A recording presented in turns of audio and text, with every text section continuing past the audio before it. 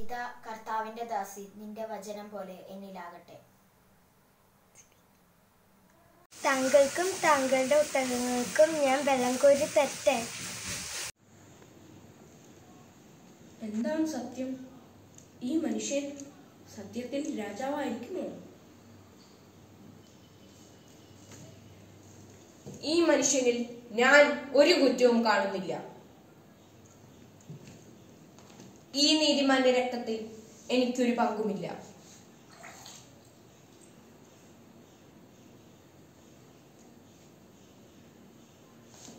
ഇത് നിങ്ങളുടെ കാര്യമാണ്. കൃപ നിറഞ്ഞവളെ സ്വസ്തി, കർത്താവ് നിന്നോട് കൂടെ. മറിയാമേ, നീ ഭയപ്പെടേണ്ട, ദൈവസന്നിധിയിൽ നീ കൃപ കണ്ടെത്തിയിരിക്കുന്നു. നീ ഗർഭം ധരിച്ച് ഒരു പുത്രനെ പ്രസവിക്കും. നീ അവന് യേശു എന്ന് പേരിടണം. അവൻ വലിയവനായിരിക്കും. എന്റെ ആത്മാവ് കർത്താവിനെ മഹത്വപ്പെടുത്തുന്നു. എന്റെ ചിത്തം എന്റെ രക്ഷകനായ ദൈവത്തിൽ ആനന്ദിക്കുന്നു. അവിടുന്ന് തന്റെ ദാസിയുടെ താഴ്മയെ കടാക്ഷിച്ചു. ഇപ്പോൾ മുതൽ സകല തലമുറകളും എന്നെ ഭാഗ്യവതിയിൽ പ്രകീർത്തിക്കും. ശക്തനായവൻ എനിക്ക് വലിയ കാര്യങ്ങൾ ചെയ്തിരിക്കുന്നു. അവിടുത്തെ നാമം പരിശുദ്ധമാണ്. അവിടുത്തെ ഭക്തരുടെ മേൽ തലമുറകൾ തോറും അവിടുന്ന് കരുണ വർഷിക്കും. അവിടുത്തെ ഭുജം കൊണ്ട് അവിടുന്ന് ശക്തി പ്രകടിപ്പിച്ചു. ഹൃദയവിചാരത്താൽ അഹങ്കരിക്കുന്നവരെ ചിതറിച്ചു. ശക്തരായവരെ സിംഹാസനത്തിൽ നിന്ന് മറച്ചിട്ടു. ഇടിയവരെ ഉയർത്തി. വിശക്കുന്നവരെ വിശിഷ്ട വിഭവങ്ങൾ കൊണ്ട് സംതൃപ്തരാക്കി. സമ്പന്നരെ വെറും കൈയോടെ പറഞ്ഞയച്ചു.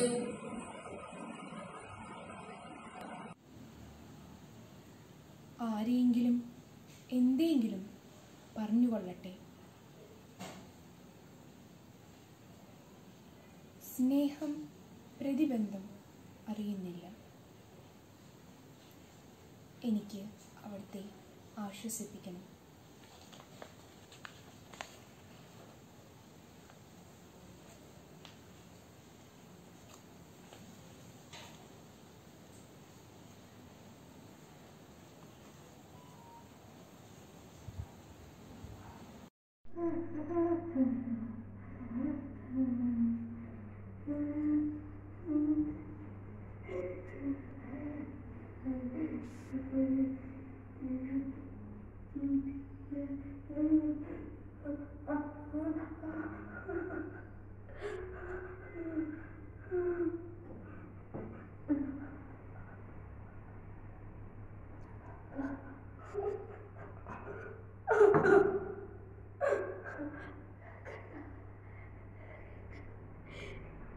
കർത്താവേ, അങ്ങേക്ക് മനസ്സുണ്ടെങ്കിൽ എന്നെ ശുദ്ധരാകാൻ കഴിയും. കർത്താവേ,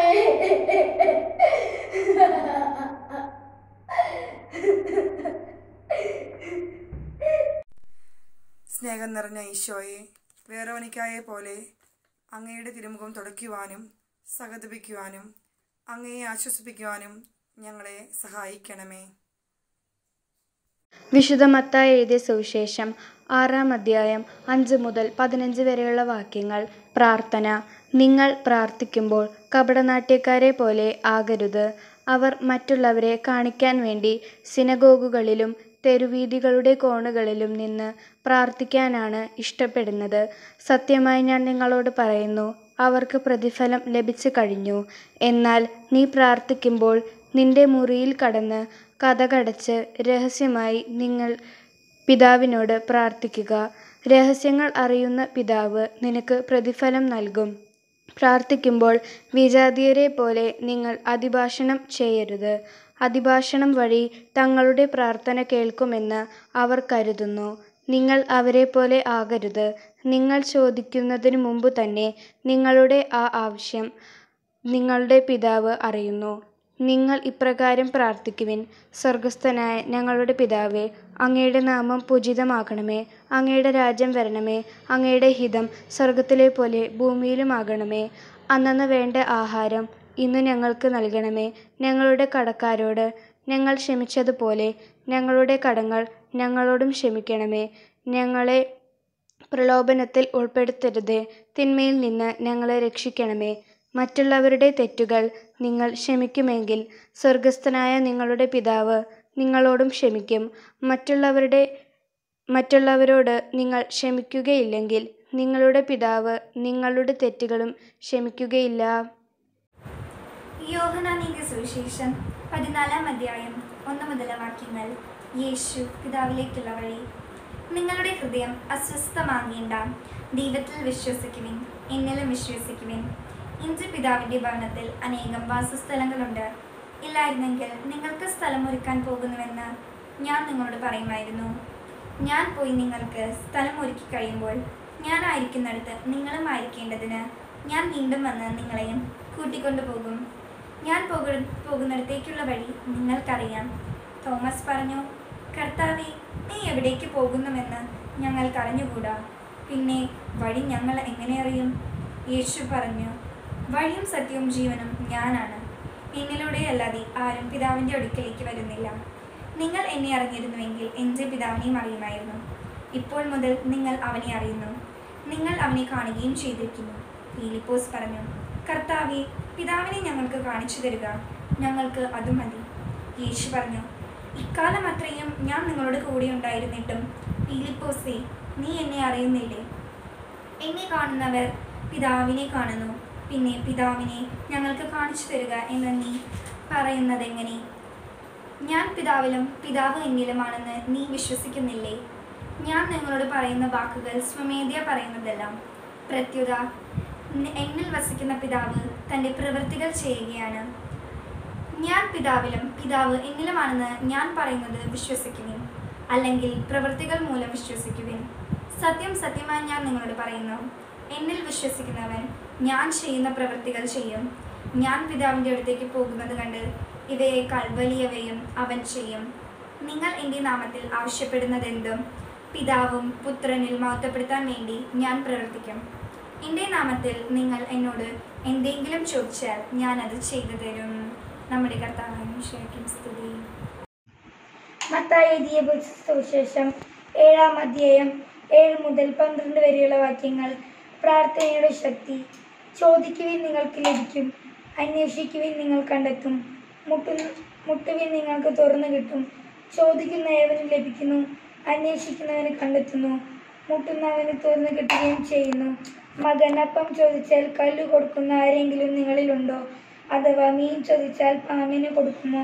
മക്കൾക്ക് നല്ല വസ്തുക്കൾ കൊടുക്കണമെന്ന് ദുഷ്ടരായി നിങ്ങൾ അറിയുന്നുവെങ്കിൽ നിങ്ങളുടെ സ്വർഗസ്ഥനായ പിതാവ് തന്നോട് ചോദിക്കുന്നവർക്ക് എത്രയോ കൂടുതൽ നന്മകൾ നൽകും. മറ്റുള്ളവർ നിങ്ങൾ ചെയ്തു തരണമെന്ന് നിങ്ങൾ ആഗ്രഹിക്കുന്നുവെങ്കിൽ നിങ്ങൾ അവർക്ക് ചെയ്യുവിൻ. ഇതാണ് നിയമവും പ്രവാചകന്മാരും. ഈശോ മിശിഹായ്ക്ക് സ്തുതിയായിരിക്കട്ടെ. വിശുദ്ധ ലൂക്ക എഴുതിയ സുവിശേഷം 22-ാം അധ്യായം 39 മുതൽ 46 വരെയുള്ള വാക്യങ്ങൾ.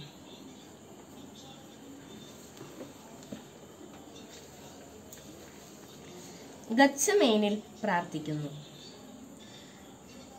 അവൻ പുറത്തു വന്ന് പതിവ് പോലെ ഒലിവ് മലയിലേക്ക് പോയി. ശിഷ്യന്മാരും അവനെ പിന്തുടർന്നു. അവിടെ എത്തിയപ്പോൾ അവൻ അവരോട് പറഞ്ഞു, നിങ്ങൾ പരീക്ഷയിൽ ഉൾപ്പെടാതിരിക്കാൻ പ്രാർത്ഥിക്കുവിൻ. അവൻ അവരിൽ നിന്ന് ഒരു കല്ലേറു ദൂരം മാറി മുട്ടിന്മേൽ വീണു പ്രാർത്ഥിച്ചു, പിതാവേ, അങ്ങേക്കിഷ്ടമെങ്കിൽ ഈ പാനപാത്രം എന്നിൽ നിന്ന് അകറ്റണമേ. എങ്കിലും എൻ്റെ ഹിതമല്ല, അവിടുത്തെ ഹിതം നിറവേറട്ടെ. അപ്പോൾ അവനെ ശക്തിപ്പെടുത്താൻ സ്വർഗത്തിൽ നിന്ന് ഒരു ദൂതൻ പ്രത്യക്ഷപ്പെട്ടു. അവൻ തീവ്രവേദനയിൽ മുഴുകി കൂടുതൽ തീക്ഷ്ണമായി പ്രാർത്ഥിച്ചു. അവന്റെ വിയർപ്പ് രക്തത്തുള്ളികൾ പോലെ നിലത്തു വീണു. അവൻ പ്രാർത്ഥന കഴിഞ്ഞ് എഴുന്നേറ്റ് ശിഷ്യന്മാരുടെ അടുത്തു വന്നപ്പോൾ അവർ വ്യസനം നിമിത്തം തളർന്ന് ഉറങ്ങുന്നത് കണ്ടു. അവൻ അവരോട് ചോദിച്ചു, നിങ്ങൾ ഉറങ്ങുന്നതെന്ത്? പരീക്ഷയിൽ അകപ്പെടാതിരിക്കാൻ ഉണർന്നിരുന്നു പ്രാർത്ഥിക്കുവിൻ. ഈശോ മിശിഹായ്ക്ക് സ്തുതിയായിരിക്കട്ടെ. വിശുദ്ധ ലൂക്ക എഴുതിയ സുവിശേഷം അധ്യായം 1 46 മുതൽ 56 വരെയുള്ള വാക്യങ്ങൾ. മറിയത്തിന്റെ സ്വസ്ത്രഗീതം. മറിയം പറഞ്ഞു, എൻ്റെ ആത്മാവ് കർത്താവിനെ മഹത്വപ്പെടുത്തുന്നു. എൻ്റെ ചിത്തം എൻ്റെ രക്ഷകനായ ദൈവത്തിൽ ആനന്ദിക്കുന്നു. അവിടുന്ന് തൻ്റെ ദാസിയുടെ താഴ്മയെ കടാക്ഷിച്ചു. ഇപ്പോൾ മുതൽ സകല തലമുറകളും എന്നെ ഭാഗ്യവതി എന്ന് പ്രകീർത്തിക്കും. ശക്തനായവൻ എനിക്ക് വലിയ കാര്യങ്ങൾ ചെയ്തിരിക്കും. അവിടുത്തെ നാമം പരിശുദ്ധമാണ്. അവിടുത്തെ ഭക്തരുടെ മേൽ തലമുറകൾ തോറും അവിടുന്ന് കരുണ വർഷിക്കും. അവിടുന്ന് തൻ്റെ ഭുജം കൊണ്ട് ശക്തി പ്രകടിപ്പിച്ചു. ഹൃദയ വിചാരത്തിൽ അഹങ്കരിക്കുന്നവരെ ചിതറിച്ചു. ശക്തന്മാരെ സിംഹാസനത്തിൽ നിന്ന് മറിച്ചിട്ടു. എളിയവരെ ഉയർത്തി. വിശക്കുന്നവരെ വിശിഷ്ട വിഭവങ്ങൾ കൊണ്ട് സംതൃപ്തരാക്കി. സമ്പന്നരെ വെറും കൈയോടെ പറഞ്ഞയച്ചു.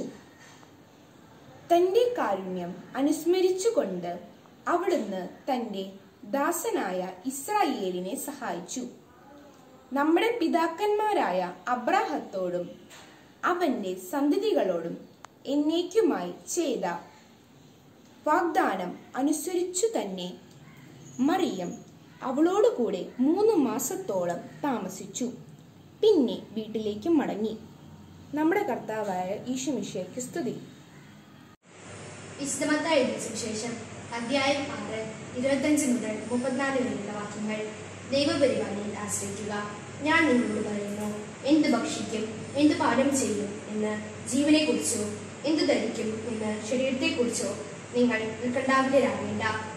ഭക്ഷണത്തെക്കാൾ ജീവനും വസ്ത്രത്തെക്കാൾ ചതുരവും ശ്രേഷ്ഠമല്ലേ? ആകാശത്തിലെ പക്ഷികളെ നോക്കുവേൻ. അവ വിതയ്ക്കുന്നില്ല, കൊയ്യുന്നില്ല, കളപ്പുരയിൽ ശേഖരിക്കുന്നുമില്ല. എങ്കിലും നിങ്ങളുടെ സ്വർഗ്ഗസ്ഥനായ പിതാവ് അവയെ തീറ്റിപ്പോറ്റുന്നു. അവയേക്കാൾ എത്രയോ വിലപ്പെട്ടവരാണ് നിങ്ങൾ. ഉത്കണ്ഠ മൂലം ആയുസിന്റെ ദൈർഘ്യം ഒരു മുഴമെങ്കിലും കൂട്ടാൻ നിങ്ങൾക്ക് ആർക്കെങ്കിലും സാധിക്കുമോ? വസ്ത്രത്തെ പറ്റിയും നിങ്ങൾ എന്തിന് ആകുലരാകുന്നു? വയലിലെ ലില്ലികൾ എങ്ങനെ വളരുന്നു എന്ന് നോക്കുക. അവ അധ്വാനിക്കുന്നില്ല, മുന്നൊടുക്കുന്നില്ല. സത്യമായി ഞാൻ നിങ്ങളോട് പറയുന്നു, സോളമൻ പോലും തന്റെ സർവമഹത്വത്തിലും ഇവയിൽ ഒന്നിനെ പോലെ അലങ്കൃതനായിരുന്നില്ല. ഇന്നുള്ളതും നാളെ അറിയപ്പെടുന്നതുമായ പുല്ലിനെ ദൈവം ഇപ്രകാരം അലങ്കരിക്കുന്നെങ്കിൽ അല്പവിശ്വാസികളെ നിങ്ങളെ അവിടുന്ന് എത്രയധികം അലങ്കരിക്കുന്നില്ല. അതിനാൽ എന്ത് ഭക്ഷിക്കും, എന്ത് പാനം ചെയ്യും, എന്ത് ധരിക്കും എന്ന് വിചാരിച്ച് നിങ്ങൾ ആകുലരാകേണ്ട. വിജാതീയരാണ് ഇവയെല്ലാം അന്വേഷിക്കുന്നത്. നിങ്ങൾക്കിവയെല്ലാം ആവശ്യമാണെന്ന് നിങ്ങളുടെ സ്വർഗീയ പിതാവ് അറിയുന്നു. നിങ്ങൾ ആദ്യം അവിടുത്തെ രാജ്യവും അവിടുത്തെ നീതിയും അന്വേഷിക്കുക. അതോടൊപ്പം മറ്റുള്ളവയെല്ലാം നിങ്ങൾക്ക് ലഭിക്കും. അതിനാൽ നാളെക്കുറിച്ച് നിങ്ങൾ ആകുലരാകരുത്. നാളത്തെ ദിനം തന്നെ അതിനെക്കുറിച്ച് ആകുലപ്പെട്ടുകൊള്ളും. ഓരോ ദിവസത്തിനും അതിന്റെ ക്ലേശം മതി.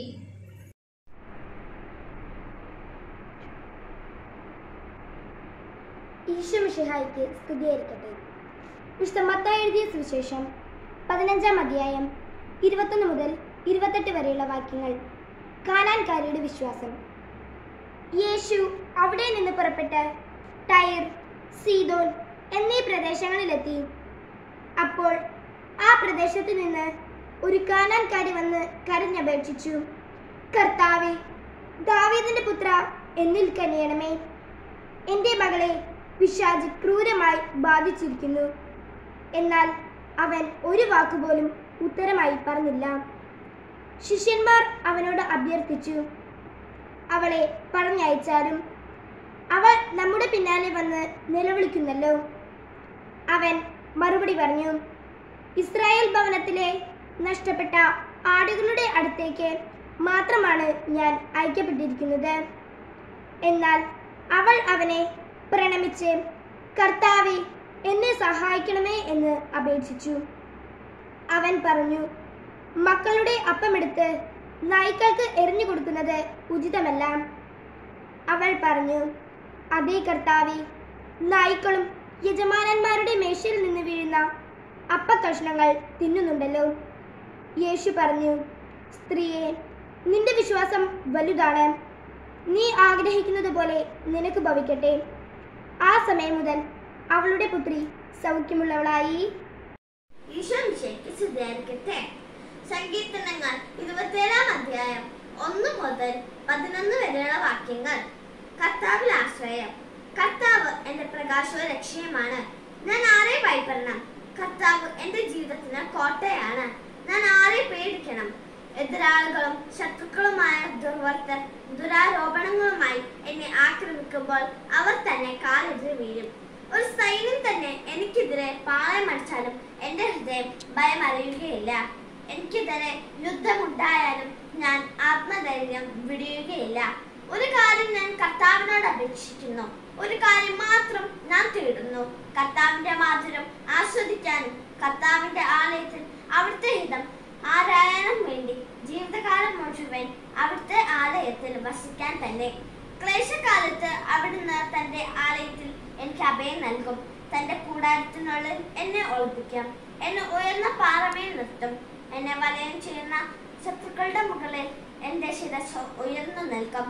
ആഹ്ലാദാരവരത്തോടെ അവിടുത്തെ കൂടാരത്തിൽ ഞാൻ ബലികൾ അർപ്പിക്കും. ഞാൻ വാരഘോഷത്തോടെ കർത്താവിനെ സ്തുതിക്കും. കർത്താവെ, ഞാൻ ഉച്ചത്തിൽ വിളിച്ചപേക്ഷിക്കുമ്പോൾ അവിടുന്ന് കേൾക്കണമേ.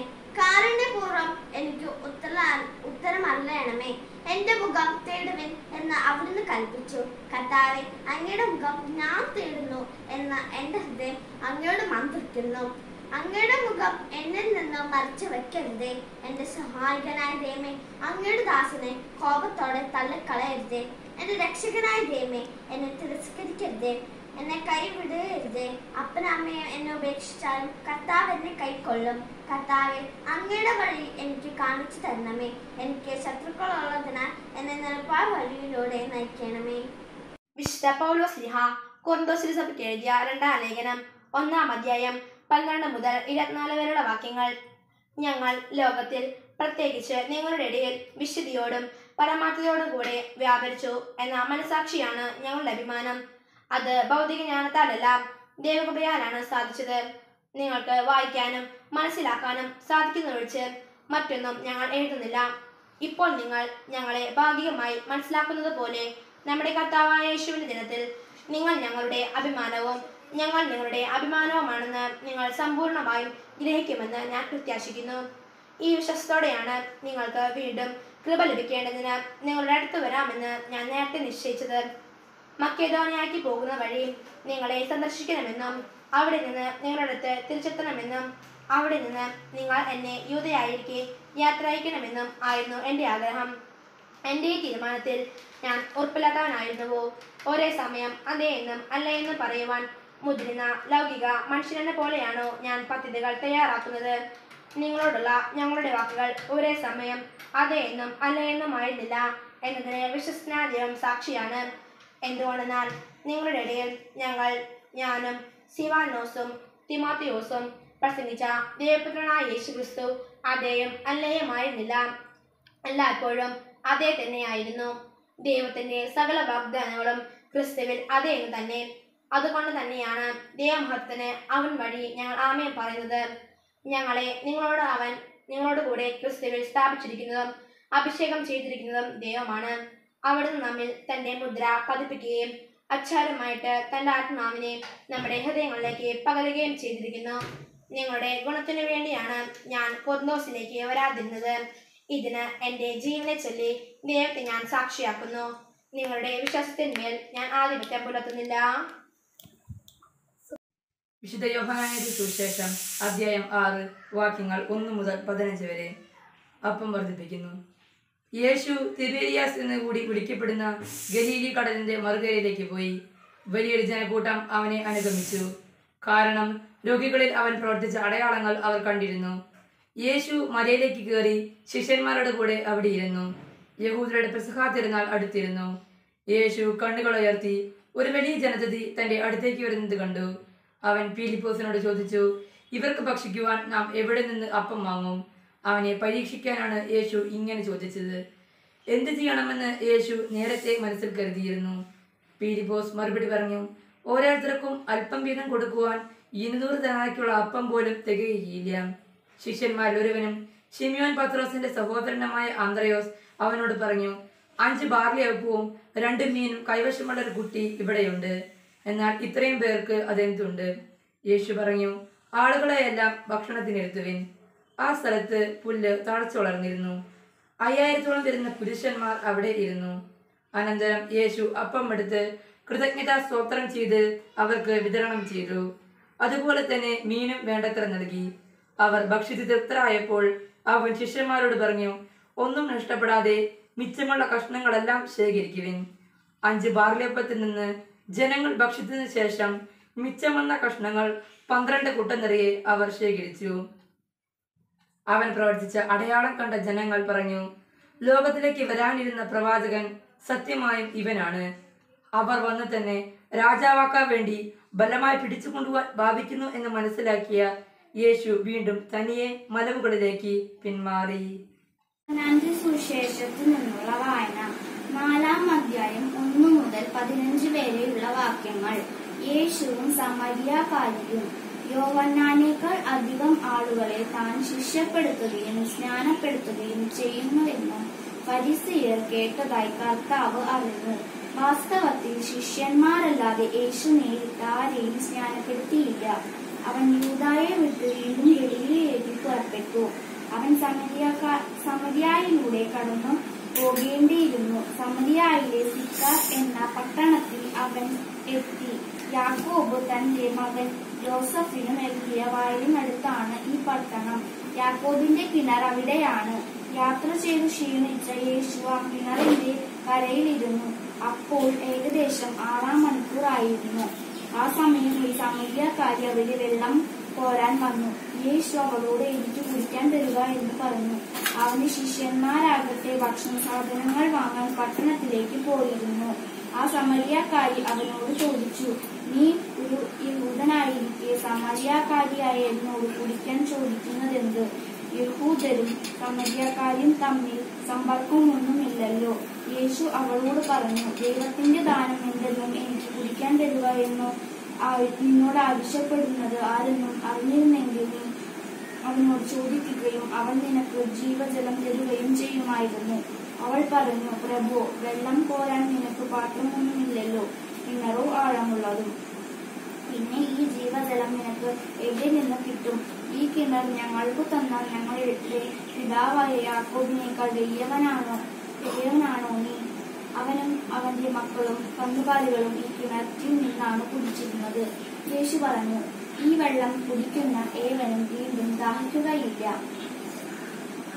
എന്നാൽ ഞാൻ നൽകുന്ന വെള്ളം കുടിക്കുന്നതിന് പിന്നിൽ ദാഹിക്കുകയില്ല. ഞാൻ നൽകുന്ന ജലം നിത്യജീവനിലേക്ക് നിർഗളിക്കുന്ന അരുവിയാകും. അപ്പോൾ അവൾ പറഞ്ഞു, ആ ജലം എനിക്ക് തരുക. മേലിൽ എനിക്ക് ദാഹിക്കുകയില്ലല്ലോ. വെള്ളം കോരാൻ ഞാൻ ഇവിടെ വരികയും വേണ്ടല്ലോ. മത്തായിയുടെ സുവിശേഷം 17-ാം അധ്യായം 1 മുതൽ 8 വരെയുള്ള വാക്യങ്ങൾ. യേശു രൂപാന്തരപ്പെടുന്നു. യേശു 6 ദിവസം കഴിഞ്ഞ് പത്രോസ്, യാക്കോബ്, അവന്റെ സഹോദരൻ യോഹന്നാൻ എന്നിവരെ മാത്രം കൂട്ടിക്കൊണ്ട് ഒരു ഉയർന്ന മലയിലേക്ക് പോയി. അവൻ അവരുടെ മുൻപിൽ വെച്ച് രൂപാന്തരപ്പെട്ടു. അവന്റെ മുഖം സൂര്യനെ പോലെ വെട്ടിത്തിളങ്ങി. അവന്റെ വസ്ത്രം പ്രകാശം പോലെ ധവളമായി. മോശയും ഏലിയായും അവനോട് സംസാരിക്കുന്നതായി അവർ കണ്ടു. പത്രോസ് യേശുവിനോട് പറഞ്ഞു, കർത്താവെ, നാം ഇവിടെ ആയിരിക്കുന്നത് നല്ലതാണ്. നിനക്ക് സമ്മതമാണെങ്കിൽ ഞങ്ങൾ ഇവിടെ 3 കൂടാരങ്ങൾ ഉണ്ടാക്കാം. ഒന്ന് നിനക്ക്, ഒന്ന് മോശയ്ക്ക്, ഒന്ന് ഏലിയായ്ക്ക്. അവൻ സംസാരിച്ചു കൊണ്ടിരിക്കുമ്പോൾ ശോഭയേറിയ ഒരു മേഘം വന്ന് അവരെ ആവരണം ചെയ്തു. മേഘത്തിൽ നിന്ന് ഇങ്ങനെയൊരു സ്വരമുണ്ടായി, ഇവൻ എൻ്റെ പ്രിയപുത്രൻ, ഇവനിൽ ഞാൻ പ്രസാദിച്ചിരിക്കുന്നു. ഇവന്റെ വാക്ക് ശ്രവിക്കുവിൻ. ഇത് കേട്ട ക്ഷണത്തിൽ ശിഷ്യന്മാർ കമിഴ്ന്നു വീണു. അവർ ഭയവിഹുലരായി. യേശു സമീപിച്ച് അവരെ സ്പർശിച്ചുകൊണ്ട് പറഞ്ഞു, എഴുന്നേൽക്കുവിൻ, ഭയപ്പെടേണ്ട. അവർ കണ്ണുകൾ തുറന്നു നോക്കിയപ്പോൾ യേശുവിനെ അല്ലാതെ മറ്റാരും കണ്ടില്ല. ഈശോമിശിഹായ്ക്കും സ്തുതിയായിരിക്കട്ടെ. വിശുദ്ധ ലൂക്ക എഴുതിയ സുവിശേഷം 1-ാം അധ്യായം 46 മുതൽ 53 വരെയുള്ള തിരുവചനങ്ങൾ. മറിയത്തിന്റെ സ്തോത്രഗീതം. മറിയം പറഞ്ഞു, എന്റെ ആത്മാവ് കർത്താവിനെ മഹത്വപ്പെടുത്തുന്നു. എന്റെ ചിത്തം എന്റെ രക്ഷകനായ ദൈവത്തിൽ ആനന്ദിക്കുന്നു. അവിടുന്ന് തന്റെ ദാസിയുടെ താഴ്മയെ കടാക്ഷിച്ചു. ഇപ്പോൾ മുതൽ സകല തലമുറകളും എന്നെ ഭാഗ്യവതി എന്ന് പ്രകീർത്തിക്കും. ശക്തനായവൻ എനിക്ക് വലിയ കാര്യങ്ങൾ ചെയ്തിരിക്കുന്നു. അവിടുത്തെ നാമം പരിശുദ്ധമാണ്. അവിടുത്തെ ഭക്തരുടെ മേൽ തലമുറകൾ തോറും അവിടുന്ന് കരുണ വർഷിക്കും. അവിടുന്ന് തന്റെ ഭുജം കൊണ്ട് ശക്തി പ്രകടിപ്പിച്ചു. ഹൃദയ വിചാരത്തിൽ അഹങ്കരിക്കുന്നവരെ ചിതറിച്ചു. ശക്തന്മാരെ സിംഹാസനത്തിൽ നിന്ന് മറച്ചിട്ടു. എളിയവരെ ഉയർത്തി. വിശക്കുന്നവർക്ക് വിശിഷ്ട വിഭവങ്ങൾ കൊണ്ട് സംതൃപ്തരാക്കി. സമ്പന്നരെ വെറും കൈയോടെ പറഞ്ഞയച്ചു. വിശുദ്ധ പൗലോസ് ശ്ലീഹ കൊരിന്തോസിലെ സഭയ്ക്ക് എഴുതിയ 1-ാം ലേഖനം 11-ാം അധ്യായം 23 മുതൽ 30 വരെയുള്ള വാക്യങ്ങൾ.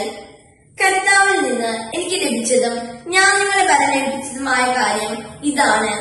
കർത്താവായ യേശു താൻ ഒറ്റിക്കൊടുക്കപ്പെട്ട രാത്രിയിൽ അപ്പമെടുത്ത് കൃതജ്ഞത അർപ്പിച്ചതിനു ശേഷം അത് മുറിച്ചുകൊണ്ട് അരുളി ചെയ്തു, ഇത് നിങ്ങൾക്ക് വേണ്ടിയുള്ള എന്റെ ശരീരമാണ്.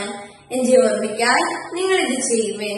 അപ്രകാരം തന്നെ അത്താഴത്തിനു ശേഷം പാനപാത്രമെടുത്ത് അരുളി ചെയ്തു, ഇത് എന്റെ രക്തത്തിലുള്ള പുതിയ ഉടമ്പടിയാണ്. നിങ്ങളിത് പാനം ചെയ്യുമ്പോഴെല്ലാം എന്റെ ഓർമ്മയ്ക്കായി ചെയ്യുവേ. നിങ്ങൾ ഈ അപ്പം ഭക്ഷിക്കുകയും ഈ പാത്രത്തിൽ നിന്ന് പാനം ചെയ്യുകയും ചെയ്യുമ്പോഴെല്ലാം കർത്താവിന്റെ മരണം അവന്റെ പ്രത്യാഗമനം വരെ പ്രഖ്യാപിക്കുകയാണ് ചെയ്യുന്നത്.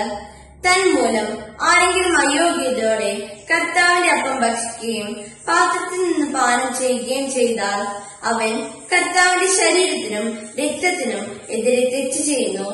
അതിനാൽ ഓരോരുത്തരും ആത്മശോധന ചെയ്തതിനു ശേഷം ഈ അപ്പം ഭക്ഷിക്കുകയും പാത്രത്തിൽ നിന്ന് പാനം ചെയ്യുകയും ചെയ്യട്ടെ.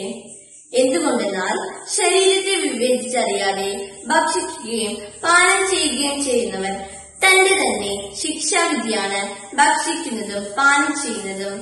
നിങ്ങളിൽ പലരും രോഗികളും ദുർബലരും ആയിരിക്കുന്നതിനും ചിലർ മരിച്ചു പോകുന്നതിനും കാരണം ഇതാണ്.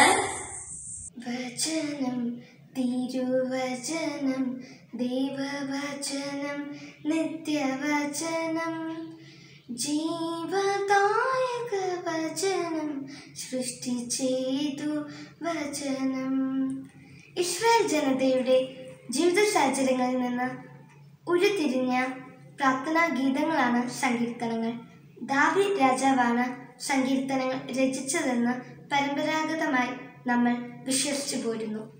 ഞാനിവിടെ വായിക്കാൻ പോകുന്നത് സങ്കീർത്തനങ്ങൾ 121-ാം അധ്യായം 1 മുതൽ 8 വരെയുള്ള വാക്യങ്ങൾ. കർത്താവാണ് എൻ്റെ കാവൽക്കാരൻ. പർവ്വതങ്ങളിലേക്ക് ഞാൻ കണ്ണുകൾ ഉയർത്തുന്നു. എനിക്ക് സഹായം എവിടെ നിന്ന് വരും? എനിക്ക് സഹായം കർത്താവിൽ നിന്ന് വരുന്നു. ആകാശവും ഭൂമിയും സൃഷ്ടിച്ച കർത്താവിൽ നിന്ന്. നിന്റെ കാൽ വഴുതുവാൻ അവിടുന്ന് സമ്മതിക്കുകയില്ല. നിന്നെ കാക്കുന്നവൻ ഉറക്കം തൂങ്ങുകയില്ല. ഇസ്രായേലിന്റെ പരിപാലകൻ മയങ്ങുകയില്ല, ഉറങ്ങുകയുമില്ല. കർത്താവാണ് നിന്റെ കാവൽക്കാരൻ. നിനക്ക് തണലേകാൻ അവിടുന്ന് നിന്റെ വലതുഭാഗത്തുണ്ട്. പകൽ സൂര്യനോ രാത്രി ചന്ദ്രനോ നിന്നെ ഉപദ്രവിക്കുകയില്ല. സകല തിന്മകളിൽ നിന്നും കർത്താവ് നിന്നെ കാത്തുകൊള്ളും. അവിടുന്ന് നിന്റെ ജീവൻ സംരക്ഷിക്കും. കർത്താവ് നിന്റെ വ്യാപാരങ്ങളെ ഇന്നും എന്നേക്കും കാത്തുകൊള്ളും. നമ്മുടെ കർത്താവായ ഈശോ മിശിഹായ്ക്ക് സ്തുതി. വിശുദ്ധ മർക്കോസ് എഴുതിയ സുവിശേഷം അധ്യായം 2 വാക്യങ്ങൾ 1 മുതൽ 12 വരെ. തളർവാദ രോഗിയെ സുഖപ്പെടുത്തുന്നു. കുറെ ദിവസങ്ങൾ കഴിഞ്ഞ് യേശു കഫർനാമിൽ തിരിച്ചെത്തിയപ്പോൾ അവൻ വീട്ടിലുണ്ട് എന്ന വാർത്ത പ്രചരിച്ചു. വാതിൽക്കൽ പോലും നിൽക്കാൻ സ്ഥലം തികയാത്ത വിധം നിരവധി ആളുകൾ അവിടെ കൂടി. അവൻ അവരോട് വചനം പ്രസംഗിച്ചു കൊണ്ടിരുന്നു. അപ്പോൾ 4 പേർ ഒരു തളർവാദ രോഗിയെ എടുത്തു കൊണ്ടുവന്നു. ജനക്കൂട്ടം നിമിത്തം അവന്റെ അടുത്തെത്താൻ അവർക്ക് കഴിഞ്ഞില്ല. അതിനാൽ അവൻ ഇരുന്ന സ്ഥലത്തിന്റെ മേൽക്കൂര പൊളിച്ച് തളർവാദ രോഗിയെ അവർ കിടക്കയോടെ താഴോട്ടിറക്കി. അവരുടെ വിശ്വാസം കണ്ട് യേശു തളർവാദ രോഗിയോട് പറഞ്ഞു, മകനെ, നിന്റെ പാപങ്ങൾ ക്ഷമിക്കപ്പെട്ടിരിക്കുന്നു. നിയമജ്ഞരിൽ ചിലർ അവിടെ ഇരിപ്പുണ്ടായിരുന്നു. അവർ ചിന്തിച്ചു, എന്തുകൊണ്ടാണ് ഇവൻ ഇപ്രകാരം സംസാരിക്കുന്നത്? ഇവൻ ദൈവദൂഷണം പറയുന്നു. ദൈവത്തിനല്ലാതെ മറ്റാർക്കാണ് പാപം ക്ഷമിക്കാൻ സാധിക്കുക? അവർ ഇപ്രകാരം വിചാരിക്കുന്നുവെന്ന് മനസ്സിലാക്കി യേശു അവരോട് ചോദിച്ചു, എന്തുകൊണ്ടാണ് നിങ്ങൾ ഇങ്ങനെ ചിന്തിക്കുന്നത്? ഏതാണ് എളുപ്പം, തളർവാദ രോഗിയോട് നിന്റെ പാപങ്ങൾ ക്ഷമിക്കപ്പെട്ടിരിക്കുന്നു എന്ന് പറയുന്നതോ നിന്റെ കിടക്കയും എടുത്ത് നടക്കുക എന്ന് പറയുന്നതോ? എന്നാൽ ഭൂമിയിൽ പാപങ്ങൾ ക്ഷമിക്കാൻ മനുഷ്യപുത്രന് അധികാരമുണ്ടെന്ന് നിങ്ങൾ അറിയേണ്ടതിന് അവൻ തളർവാദ രോഗിയോട് പറഞ്ഞു, ഞാൻ നിന്നോട് പറയുന്നു, എഴുന്നേറ്റ് നിന്റെ കിടക്കയും എടുത്ത് വീട്ടിലേക്ക് പോവുക. തൽക്ഷണം അവൻ എഴുന്നേറ്റ് കിടക്കയും എടുത്ത് എല്ലാവരും കാണുകയെ പുറത്തേക്ക് പോയി. എല്ലാവരും വിസ്മയിച്ചു. ഇതുപോലൊന്നും ഞങ്ങൾ ഒരിക്കലും കണ്ടിട്ടില്ല എന്ന് പറഞ്ഞു. അവർ ദൈവത്തെ മഹത്വപ്പെടുത്തി.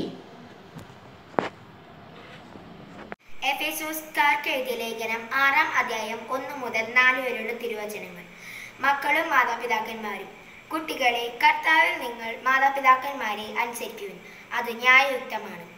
നിങ്ങൾക്ക് നന്മ കൈവരുന്നതിനും ഭൂമിയിൽ ദീർഘകാലം ജീവിക്കുന്നതിനും വേണ്ടി മാതാവിനെയും പിതാവിനെയും ബഹുമാനിക്കുക.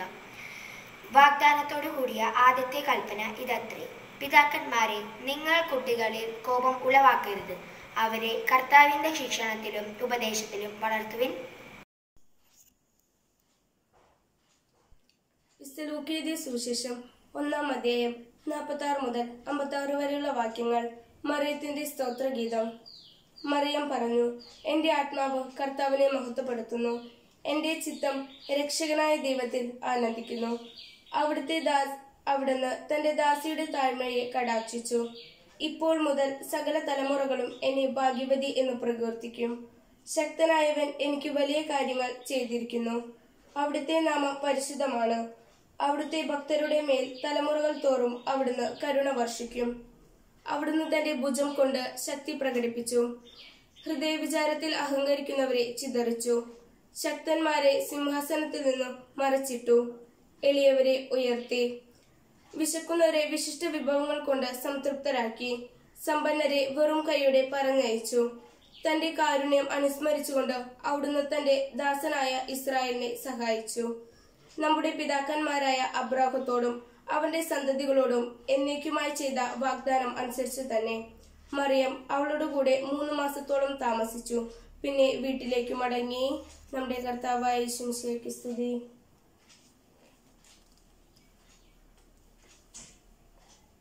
വിശുദ്ധ മാർക്കോസ് എഴുതിയ സുവിശേഷം 2-ാം അധ്യായം 1 മുതൽ 12 വരെയുള്ള വാക്യങ്ങൾ. കുറെ ദിവസങ്ങൾ കഴിഞ്ഞ് യേശു കഫർനാമിൽ തിരിച്ചെത്തിയപ്പോൾ അവൻ വീട്ടിലുണ്ട് എന്ന വാർത്ത പ്രചരിച്ചു. വാതിൽക്കൽ പോലും നിൽക്കാൻ സ്ഥലം തികയാത്ത വിധം നിരവധി ആളുകൾ അവിടെ കൂടി. അവൻ അവരോട് വചനം പ്രസംഗിച്ചു കൊണ്ടിരുന്നു. അപ്പോൾ 4 പേർ ഒരു തളർവാദ രോഗിയെ എടുത്തുകൊണ്ടുവന്നു. ജനക്കൂട്ടം നിമിത്തം അവന്റെ അടുത്തെത്താൻ അവർക്ക് കഴിഞ്ഞില്ല. അതിനാൽ അവനിരുന്ന സ്ഥലത്തിന്റെ മേൽക്കൂര പൊളിച്ച് തളർവാദ രോഗിയെ അവർ കിടക്കയോടെ താഴോട്ടിറക്കി. അവരുടെ വിശ്വാസം കണ്ട് യേശു തളർവാദ രോഗിയോട് പറഞ്ഞു, മകനെ, നിന്റെ പാപങ്ങൾ ക്ഷമിക്കപ്പെട്ടിരിക്കുന്നു. നിയമജ്ഞരിൽ ചിലർ അവിടെ ഇരിപ്പുണ്ടായിരുന്നു. അവർ ചിന്തിച്ചു, എന്തുകൊണ്ടാണ് ഇവൻ ഇപ്രകാരം സംസാരിക്കുന്നത്? ഇവൻ ദേവദൂഷണം പറയുന്നു. ദൈവത്തിനല്ലാതെ മറ്റാർക്കാണ് പാപം ക്ഷമിക്കാൻ സാധിക്കുക? അവർ ഇപ്രകാരം വിചാരിക്കുന്നുവെന്ന് മനസ്സിലാക്കി യേശു അവരോട് ചോദിച്ചു, എന്തുകൊണ്ടാണ് നിങ്ങൾ ഇങ്ങനെ ചിന്തിക്കുന്നത്? ഏതാണ് എളുപ്പം, തളർവാദ രോഗിയോട് നിന്റെ പാപങ്ങൾ ക്ഷമിക്കപ്പെട്ടിരിക്കുന്നു എന്ന് പറയുന്നതോ എഴുന്നേറ്റ് നിന്റെ കിടക്കയും എടുത്ത് നടക്കുക എന്ന് പറയുന്നതോ? എന്നാൽ ഭൂമിയിൽ പാപങ്ങൾ ക്ഷമിക്കാൻ മനുഷ്യപുത്രന് അധികാരമുണ്ടെന്ന് നിങ്ങൾ അറിയേണ്ടതിന് അവൻ തളർവാദ രോഗിയോട് പറഞ്ഞു, ഞാൻ നിന്നോട് പറയുന്നു, എഴുന്നേറ്റ് നിന്റെ കിടക്കയും എടുത്ത് വീട്ടിലേക്ക് പോവുക.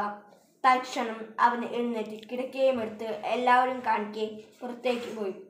എല്ലാവരും വിസ്മയിച്ചു. ഇതുപോലൊന്നും ഞങ്ങൾ ഒരിക്കലും കണ്ടിട്ടില്ല എന്ന് പറഞ്ഞ് അവർ ദൈവത്തെ മഹത്വം. എൻ്റെ പേര് സാറ. ഞാനിവിടെ പറയാൻ പോകുന്നത് എൻ്റെ ഉണ്ണീശോയെ പറ്റിയാണ്. പിതാവായ ദൈവം നമുക്ക് നൽകിയ ഏറ്റവും വലിയ സമ്മാനമാണ് പുത്രനായ ഈശോ.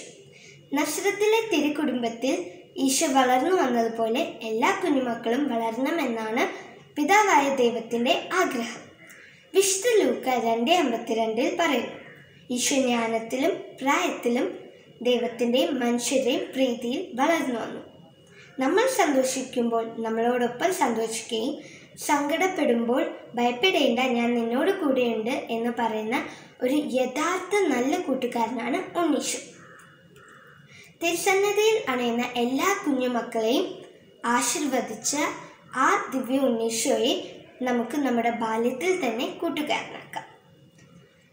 കുഞ്ഞുങ്ങളെ തടയരുത്, അവരെ എൻ്റെ അടുക്കൽ വരുവാൻ അനുവദിക്കും എന്ന് പറഞ്ഞ ഈശോ നമ്മളെ ഒരിക്കലും തള്ളിക്കളയുകയില്ല. കാലിൽ തൊഴുത്തിൽ ശിശുവായി പിറന്ന ദേവപുത്രൻ, നസ്രത്തിൽ വളർന്നു വന്ന ഉണ്ണീശോ, ദേവാലയത്തിൽ കണ്ടെത്തിയ ബാലനായ ഈശോ നമുക്ക് ആനന്ദമായിരിക്കട്ടെ, നമ്മുടെ ജീവിതത്തിൽ മാതൃകയായിരിക്കട്ടെ. ജയ് ക്രൈസ്റ്റ്.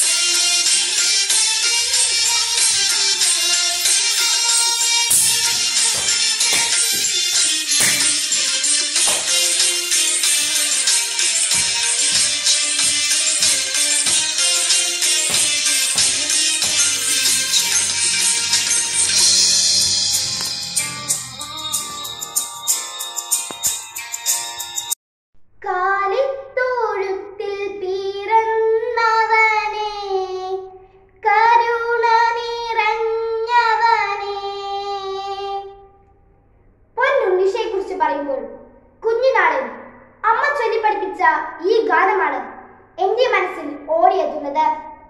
ദൈവപുത്രനായിരുന്നിട്ടും കാലത്തൊഴുത്തിൽ പിറന്ന ഉണ്ണീശോ രാജകീയ പ്രൗഢിയോടെ സേവകന്മാരാൽ ശുശ്രൂഷിക്കപ്പെട്ട സർവസുഖങ്ങൾക്കും അർഹനായിരിക്കെ ആട്ടിടയരാലും കന്നുകാലികളാലും ചുറ്റപ്പെട്ട വൈക്കോൽ മെറ്റയിൽ സാധാരണക്കാരനിൽ സാധാരണക്കാരനായി ജാതനായവനാണ് പൊന്നുണ്ണീശോ. യൗസേപ്പ് പിതാവിന്റെയും അമ്മ മാതാവിന്റെയും സംരക്ഷണ തണലിൽ ദൈവത്തിനും മനുഷ്യർക്കും പ്രിയപ്പെട്ടവനായി വളർന്നവൻ. ബാല്യകാലം മുതലേ അനുസരണത്തിലും ദൈവഭക്തിയിലും മറ്റുള്ളവർക്ക് മാതൃകയായും മിടുക്കനായും ഈശോ വളർന്നു. പ്രായത്തിൽ മുതിർന്നവരോട് മാത്രമല്ല, സമപ്രായക്കാരോടും സഹജീവികളോടും സ്നേഹവും കരുതലും കാണിച്ചിരുന്നു.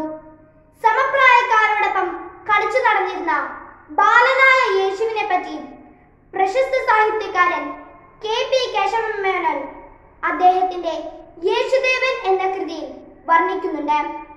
അമ്മ മറിയവും അപ്പൻ യൗസേപ്പും യേശുവിന്റെ പ്രാർത്ഥനാ ജീവിതത്തെയും പ്രവർത്തനങ്ങളെയും അത്ഭുതത്തോടെയും ആദരവോടെയുമാണ് നോക്കിക്കണ്ടത് എന്ന് അദ്ദേഹം ആ കൃതിയിൽ വ്യക്തമാക്കുന്നുണ്ട്. സകല ജനങ്ങൾക്കും വേണ്ടി ഒരുക്കിയ രക്ഷ എന്നാണ് ശിശുവായ യേശുവിനെ കൈകളിൽ എടുത്തുകൊണ്ട് പരിശുദ്ധനായ ശിമയോൻ യേശുവിനെ പറ്റി പറയുന്നതും. നമുക്കെല്ലാവർക്കും ഉണ്ണീശോയെ ചേർത്ത് പിടിക്കാം. നമുക്ക് നമ്മുടെ ഉണ്ണീശോയെ ആരാധിക്കാം. അങ്ങേ ഞങ്ങൾ സ്തുതിച്ചിടുന്നു, അഞ്ജലി കുപ്പി വണങ്ങിയിടുന്നു. കുഞ്ഞുങ്ങൾ ഞങ്ങളിൽ കനിയണമേ. ഉണ്ണീശോയെ നമുക്ക് നമ്മുടെ മാതൃകയാക്കാം. കുടുംബത്തിന്റെയും സമൂഹത്തിന്റെയും സഭയുടെയും പ്രതീക്ഷയും അഭിമാന പാത്രങ്ങളുമായി വളർന്നു വരുവാൻ ഉണ്ണീശോ നമ്മെല്ലാവരെയും അനുഗ്രഹിക്കട്ടെ. ആമേൻ.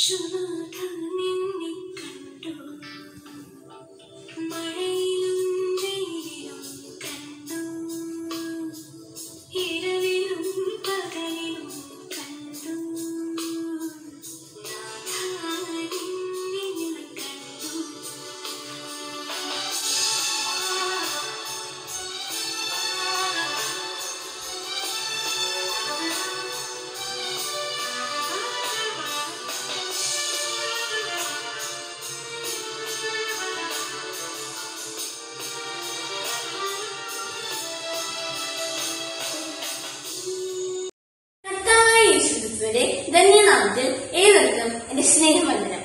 ഞാൻ ഇവിടെ പറയാൻ പോകുന്നത് എന്റെ ഉണ്ണീശോ എന്ന വിഷയത്തെ കുറിച്ചാണ്. നമ്മുടെ ഉണ്ണീശോ ഒത്തിരി സ്നേഹം നൽകുന്നതാണ്. നമ്മെ സംരക്ഷിക്കുകയും കാത്തുപരിപാലിക്കുകയും ചെയ്യുന്നു. അവിടുന്ന് നമ്മുടെ മേൽച്ചൊരിയ അനന്തമായ സ്നേഹത്തിന് നാം എന്നും കടപ്പെട്ടവരും നന്ദിയുള്ളവരുമായിരിക്കണം. യേശു ബെത്ലഹേമിലെ കാലഘട്ടത്തിൽ പരിശുദ്ധ കന്യകാമറിയത്തിന്റെയും ഭാഗ്യപ്പെട്ട വിശുദ്ധ യൗസേപ്പിന്റെയും പുത്രനായി പരിശുദ്ധാത്മാവിനാൽ പിറന്നു. 2000 വർഷങ്ങൾക്ക് മുമ്പ് നടന്ന ഈ ജനനം ഇന്നും ഓരോ ഡിസംബർ 25 നമ്മുടെ ഭവനങ്ങളിലും ഹൃദയങ്ങളിലും ആവർത്തിക്കുന്നു. പിതാവായ ദൈവം ലോകത്തിന് നൽകിയ ഏറ്റവും വലിയ സമ്മാനമാണ് ഉണ്ണീശോ. ജീവിതത്തിലെ ഏറ്റവും പരമപ്രധാനമായ കാര്യം ഉണ്ണീശോവുമായിട്ടുള്ള വ്യക്തിപരമായ ബന്ധമാണ്. ജീവിതത്തിലെ ഏത് സാഹചര്യവും എനിക്കും നിങ്ങൾക്കും നേരിടാൻ അത് വളരെയേറെ സഹായകരമാണ്. അതുകൊണ്ട് കുഞ്ഞുങ്ങളായ നമ്മൾ അനുഗ്രഹങ്ങൾ തേടി ഓടേണ്ട ആവശ്യമില്ല. പകരം ഉണ്ണീശോയെ സ്നേഹിച്ച് ആ മാതൃക പിന്തുടരുമ്പോൾ നമ്മുടെ ആവശ്യങ്ങളെല്ലാം അവൻ നിറവേറ്റുകയും നമ്മെ ശക്തിപ്പെടുത്തുകയും ചെയ്യും. ഉണ്ണീശോയുടെ ജീവിതത്തിലെ വിനയം, ലാളിത്യം, മാധുര്യം, സ്നേഹം എന്നിവ വഴി നമ്മുടെ ഹൃദയം മഞ്ഞു പോലെ വെണ്മയുള്ളതാകുവാൻ നമുക്ക് പരിശ്രമിക്കാം. നസ്രത്തിലെ തിരുകുടുംബത്തിലെ ഉണ്ണീശോ ജ്ഞാനത്തിലും പ്രായത്തിലും ദൈവത്തിന്റെയും മനുഷ്യരുടെയും പ്രീതിയിൽ വളർന്നു.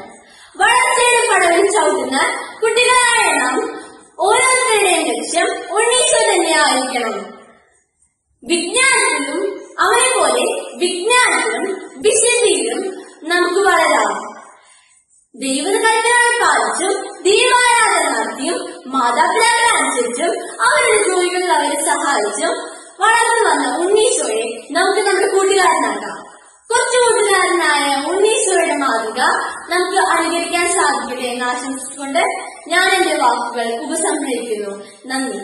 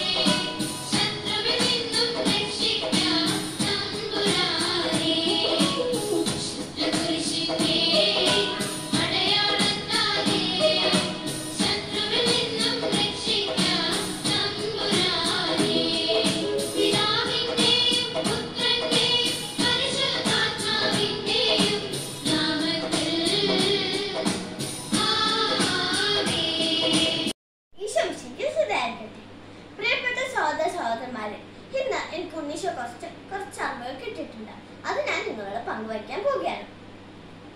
ഇഹാലോകവാസികളായ ഞങ്ങൾ ഓരോരുത്തരോടുമുള്ള സ്നേഹത്താൽ മനുഷ്യാവതാരം ചെയ്ത് ഞങ്ങളുടെ ഇടയിലേക്ക് വരുവാൻ തിരുമനച്ചായ ഉണ്ണീശോ അങ്ങേ ഞങ്ങൾ ആരാധിക്കുന്നു. വളരെ ചെറുപ്പം മുതൽ നമ്മുടെ മാതാപിതാക്കളിൽ നിന്നും കേൾക്കുന്ന ഒരു നാമമാണ് ഉണ്ണീശോ.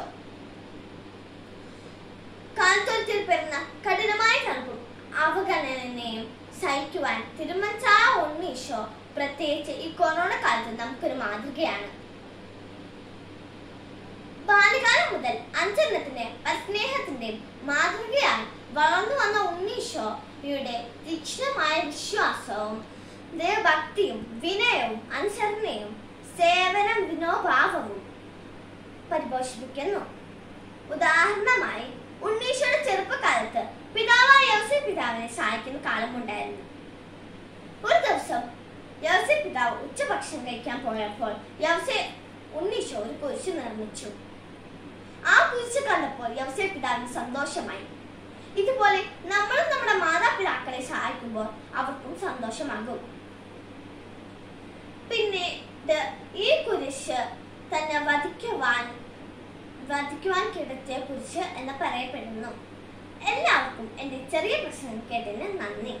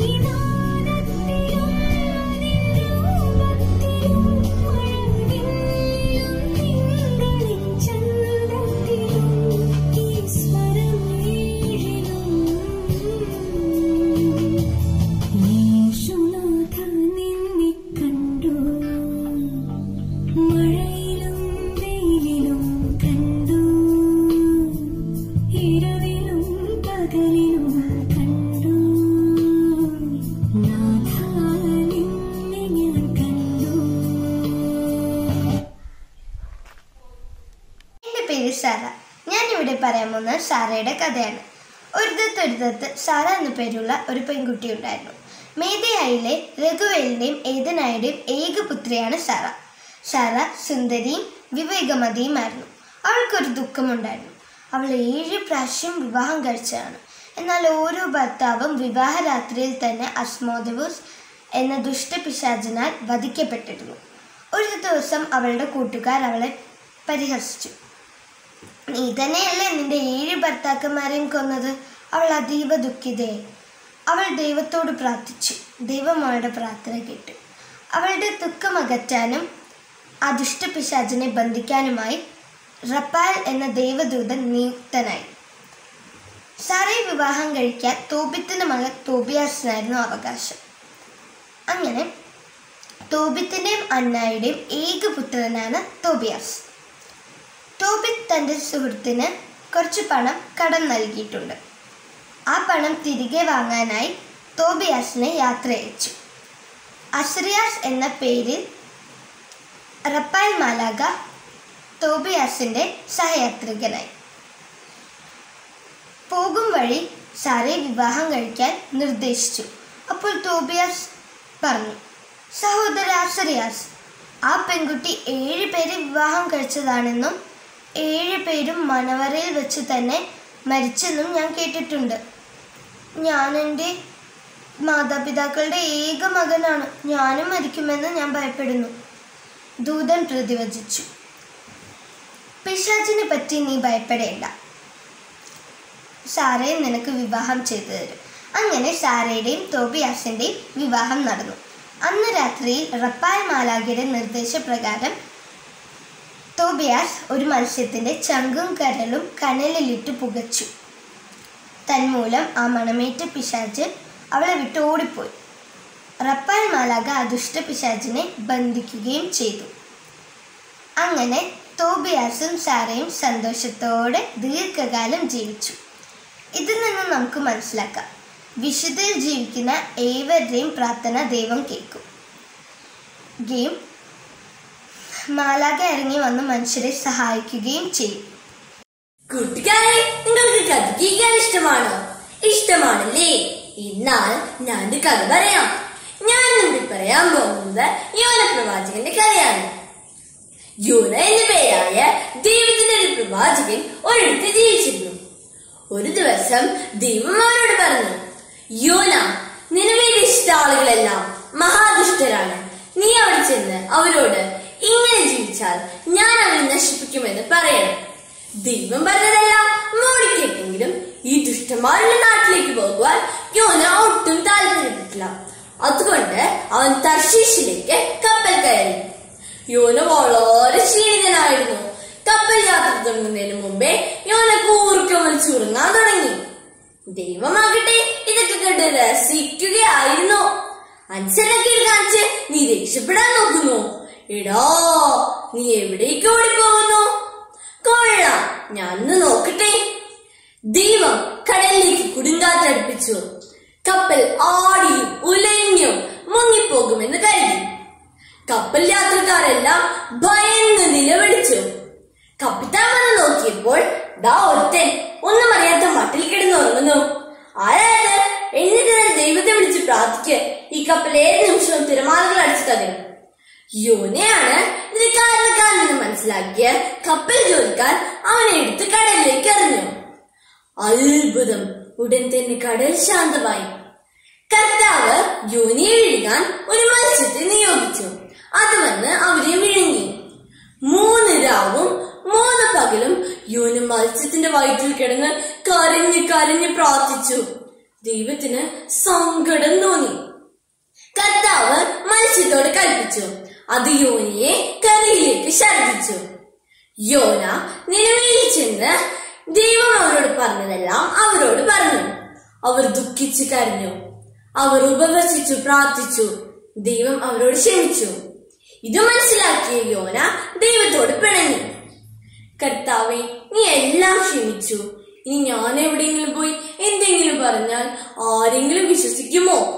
ദൈവം പറഞ്ഞു, യോന, ഞാൻ എല്ലാവരെയും സ്നേഹിക്കുന്നു. ദുഷ്ടന്മാരും നല്ലവരാകുന്നത് എനിക്ക് ഇഷ്ടമാണ്. നീ വിഷമിക്കേണ്ട എന്ന് പറഞ്ഞ് നമ്മുടെ യോനിയെ കർത്താവ് ആശ്വസിപ്പെടുത്തി.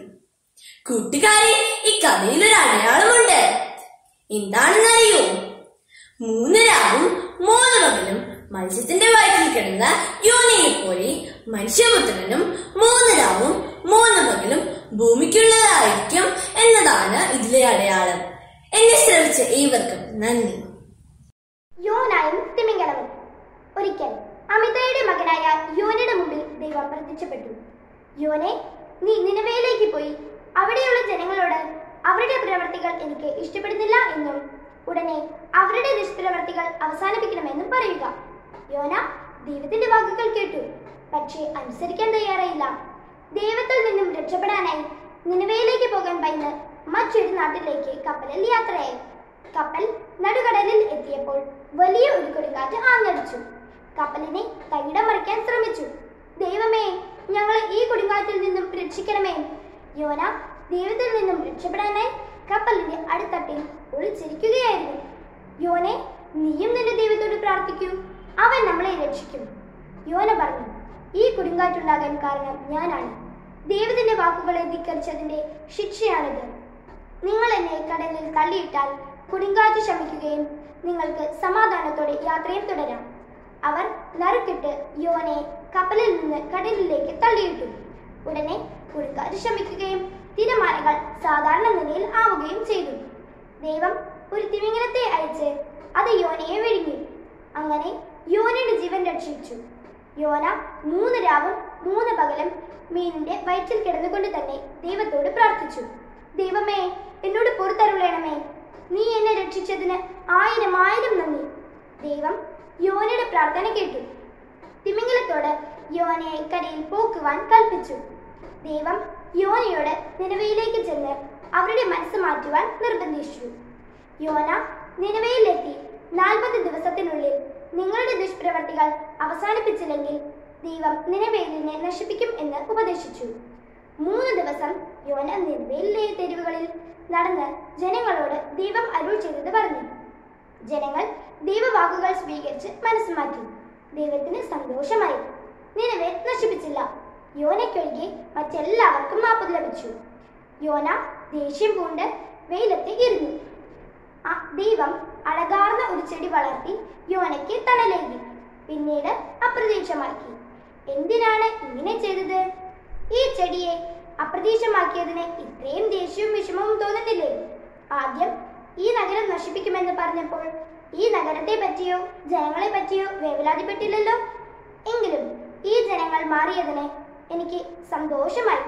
ഒടുവിൽ യേശു നീതിപാലകനും എല്ലാവർക്കും നീതി നടത്തി കൊടുക്കുന്നതിനുമാണെന്ന് യോനയ്ക്ക് മനസ്സിലായി. നന്ദി. യേശുമിശിഹായ്ക്കും സ്തുതിയായിരിക്കട്ടെ. ഞാൻ ഫറവോയുടെയും ഈജിപ്തിന്റെയും മേൽ ഒരു മഹാമാരി കൂടി വയ്ക്കും. അപ്പോൾ അവൻ നിങ്ങളെ പോകാൻ അനുവദിക്കും. പുറപ്പാട് 11:1. എന്റെ പ്രിയ ഗുരുജനങ്ങളെ, പ്രിയ കൂട്ടുകാരെ, മഹാമാരിക്കിടയിൽ ദൈവിക പദ്ധതിയിലെ വിളിക്കായി നമുക്ക് കാതോർക്കാം. ഇസ്രായേൽ ജനതയെ ഈജിപ്തിന്റെ അടിമത്തത്തിൽ നിന്ന് അത്ഭുതകരമായി രക്ഷിച്ച് അവരുടെ അന്തിമ ലക്ഷ്യവും സ്വാതന്ത്ര്യത്തിന്റെയും സമ്പൽ സമൃദ്ധിയുടെയും നാടായ കാനാൻ ദേശത്തേക്ക് എത്തിച്ചേർന്ന കഥയാണ് ഞാനിവിടെ അവതരിപ്പിക്കാൻ പോകുന്നത്. മോശ. അതെ, മോശ എന്ന വാക്കിന്റെ അർത്ഥം വെള്ളത്തിൽ നിന്ന് എടുക്കപ്പെട്ടവൻ. ഇസ്രായേൽ ജനതയെ രക്ഷിച്ച് അവരുടെ അന്തിമ ലക്ഷ്യമായ കാനാൻ ദേശത്തേക്ക് വഴി നടത്താൻ വന്ന നേതാവ്. ദൈവം മോശയെ പ്രത്യേകമായി തിരഞ്ഞെടുത്തു. ദൈവത്തിന്റെ ദൈവിക പദ്ധതിയായത് എന്താണെന്നറിയാമോ? ഇസ്രായേൽക്കാരെ രക്ഷിക്കുന്നതിനും ഈജിപ്തുകാരെ ശിക്ഷിക്കുന്നതിനുമായിരുന്നു. ആ പദ്ധതി ദൈവം വിവരിച്ചു കൊടുത്തത് മോശയ്ക്കും മോശയുടെ സഹോദരനായ അഹ്റോനുമായിരുന്നു. നമുക്കിനി ആദ്യം അവർക്ക് എന്താ സംഭവിച്ചെന്ന് അറിയണ്ടേ? വരൂ. മോശ അവരെ രക്ഷിച്ചു കൊണ്ടുവരികയായിരുന്നു. അങ്ങനെ ഒരു വലിയ കടൽ തീരത്തിൽ എത്തിയപ്പോൾ മോശ വടിയെടുത്ത് ഉയർത്തി കടലിലേക്ക് ആക്കിയപ്പോൾ കടൽ 2 പിളർന്നു. അവർ അത്ഭുതകരമായി കടൽ കടന്ന സംഭവം അവരുടെ ജീവിതത്തിൽ മറക്കാൻ പറ്റാത്തതായിരുന്നു. പിന്നെ അവർ വഴി നടന്നു. പിന്നെ അവർ എത്തിയത് മരുഭൂമിയിലായിരുന്നു. ഷൂർ എന്ന മരുഭൂമി. ആ മരുഭൂമിയിൽ വെച്ച് അവർക്ക് ദാഹിച്ചു. മോശ ദൈവത്തിന് വേണ്ടി പ്രാർത്ഥിച്ചു. ദൈവം കേട്ടു, അവർക്ക് അനുഗ്രഹം നൽകി. അവർ മാറ എന്ന സ്ഥലത്തെത്തിയപ്പോൾ ദൈവം മോശയുടെ അടുത്ത് ഒരു പാറയുടെ മുകളിൽ വടി ഉയർത്താൻ പറഞ്ഞു. ആ പാറ പൊട്ടിയപ്പോൾ അതിൽ നിന്ന് വെള്ളം വന്നു. പക്ഷെ അത് കയ്പുള്ളതായിരുന്നു. പിന്നെ അവരെത്തിയത് സീൻ എന്ന മരുഭൂമിയിലായിരുന്നു. അവിടെ വെച്ച് അവർ പിറുപിറുക്കാൻ തുടങ്ങി. മോശയ്ക്കും ദൈവത്തിനുമെതിരെ സംസാരിക്കാൻ തുടങ്ങി. മോശയ്ക്ക് വിഷമായി. മോശ ദൈവത്തോട് പ്രാർത്ഥിച്ചു. ദൈവം അവർ പറഞ്ഞതൊക്കെ സഹായിക്കുമായിരുന്നു. അപ്പോൾ ദൈവം അവർക്ക് മന്ന എന്ന ഒരു സാധനം തരാൻ നോക്കി. പ്രഭാതത്തിൽ മഞ്ഞ് പോലെ ഒരു ലോലമായ വെളുത്ത ഒരു വസ്തു നിലത്തെ എല്ലാം കാണപ്പെട്ടു. മരുഭൂമിയിലെ എല്ലാവരും അങ്ങോട്ടും ഇങ്ങോട്ടും ചോദിച്ചാൽ പോയി, ഇതെന്ത്? മന്ന എന്ന വാക്കിന്റെ അർത്ഥം ഇതെന്തെന്ന് എന്നായിരുന്നു. ആ ലോലമായ വസ്തുക്ക് പിന്നെ പേര് വന്നത് മന്ന തന്നെയായി. 40 വർഷത്തേക്ക് അവരുടെ ഭക്ഷണമായിരുന്നു മന്ന. അങ്ങനെ മരുഭൂമിയിലെ വാസം തുടങ്ങി. അവർ വിശ്രമത്തിന് ഒരു പാളയമടിച്ചുമായിരുന്നു കിടക്കായിരുന്നത്. ആ പാളയത്തിന് പുറത്ത് അതിദൂരെയായി മോശ ഒരു കൂടാരം ഉണ്ടാക്കുമായിരുന്നു. ആ കൂടാരത്തിന്റെ പേരായിരുന്നു സമാഗമ കൂടാരം. അവിടെ വെച്ചായിരുന്നു മോശ ദൈവത്തിനുമായി സംസാരിക്കുമായിരുന്നു. രാവിലെ ദൈവം ഒരു മേഘസ്തംഭമായി ഇരിക്കുമായിരുന്നു. രാത്രി ദൈവം ഒരു അഗ്നിസ്തംഭവും. വേലിലും കാറ്റിലും ദൈവം അവരെ നയിച്ചുകൊണ്ടിരുന്നു. മോശയെ പിന്നെ ദൈവം ഒരു മലമൂലയിൽ വിളിച്ചു. സീനായ് മലഭൂമിയിൽ വിളിച്ചിട്ട് അവർക്ക് ദൈവത്തിന്റെയും ഇസ്രായേൽക്കാരുടെയും ബന്ധം ഉളവാക്കുന്ന 10 കൽപ്പനകൾ അവർക്ക് നൽകി. മോശ 10 കൽപ്പനകൾ വിളിച്ച് മലയിറങ്ങി വന്നപ്പോൾ അവിടെ മോശ എന്തേ കണ്ടേന്നറിയോ? ഇസ്രായേൽ ജനത 10 കൽപ്പനകളുടെ ആദ്യത്തെ കൽപ്പനയായ വിഗ്രഹാരാധന. അവർ ആ ഒരു കാളക്കുട്ടിയെ വാർത്തെടുത്ത് അതിനെ ആരാധിച്ച് ആഹ്ലാദിക്കുന്നു. മോശയുടെ രോഷം ആളിക്കത്തി. അവൻ കയ്യിലുണ്ടായിരുന്ന പലകൾ വീഴ്ത്തി, അത് പൊട്ടി. അവന് ദേഷ്യമായപ്പോൾ അവൻ ആ കാളക്കുട്ടിയെ എടുത്ത് ചുട്ട് അതിനെ ഇടിച്ച് പൊടിയാക്കി വെള്ളത്തിൽ കലക്കി അവനെ കൊണ്ട് എന്നെ കുടിപ്പിച്ചു. മോശ ഇനി പാപപരിഹാരമായി മലമുകളിൽ പോയി 40 ദിവസം ഉപവസിച്ച് പ്രാർത്ഥിച്ചു. അങ്ങനെ അവർ അങ്ങനെ അവരുടെ യാത്ര തുടർന്നു. അങ്ങനെ അവർ പോയി 10 കൽപ്പനകളുടെ കാര്യം എന്താന്ന് ഞാൻ പറയട്ടെ. 10 കൽപ്പനകളിലൂടെ ഇസ്രായേൽ ജനത ദൈവത്തിന്റെ സ്വന്തം ജനമാവുകയും പ്രിയപ്പെട്ട ജനമായി തീരുന്നു. ദൈവം മോശ വഴി നൽകിയതിനാൽ ഇത് മോശയുടെ കൽപ്പന എന്നും പറയുന്നു. ഇനി അവർ എത്തിച്ചേരുന്ന വേറെ സ്ഥലം ഇങ്ങനെ പറഞ്ഞു കേട്ടെ. മൊവാബ്. അവിടെ വെച്ച് അവരുടെ നേതാവായ മോശ മരിച്ചുപോയി. മോശയ്ക്കും പകരം ദൈവം അവർക്ക് നൽകിയ ഒരു യോദ്ധാവ് ആയിരുന്നു ജോഷുവ. നൂനിന്റെ പുത്രനായ ജോഷുവയിൽ ജ്ഞാനത്തിന്റെ ആത്മാവുണ്ടായിരുന്നു. അവനായിരുന്നു പിന്നെ അവരുടെ അന്തിമ ലക്ഷ്യമായ തേനും പാലും ഒഴുകുന്ന കാനാൻ ദേശത്തിലേക്ക് നയിച്ചത്. വാഗ്ദാനങ്ങളിൽ വിശ്വസ്തനായ ദൈവം ഇസ്രായേൽക്കാർ ചോദിച്ച് വേണ്ടത്ര എല്ലാം നൽകിയിരുന്നു. അവർ ദൈവത്തിനെതിരെ സംസാരിക്കുമ്പോഴും എന്ത് ചെയ്താലും അവരെ ക്ഷമിക്കുകയും മാറോട് ചേർത്തിരിക്കുന്ന ദൈവമായിരുന്നു. ഈ മഹാമാരി അവരെ കൈപിടിച്ചുയർത്തിയ ദൈവം തന്നെ ഈ കോവിഡ് മഹാമാരിയിൽ നമ്മളെ കൈപിടിച്ചുയർത്തും എന്ന് നമുക്ക് ഉറച്ചു വിശ്വസിക്കാം. ദൈവം നമ്മളെ അനുഗ്രഹിക്കട്ടെ. നന്ദി.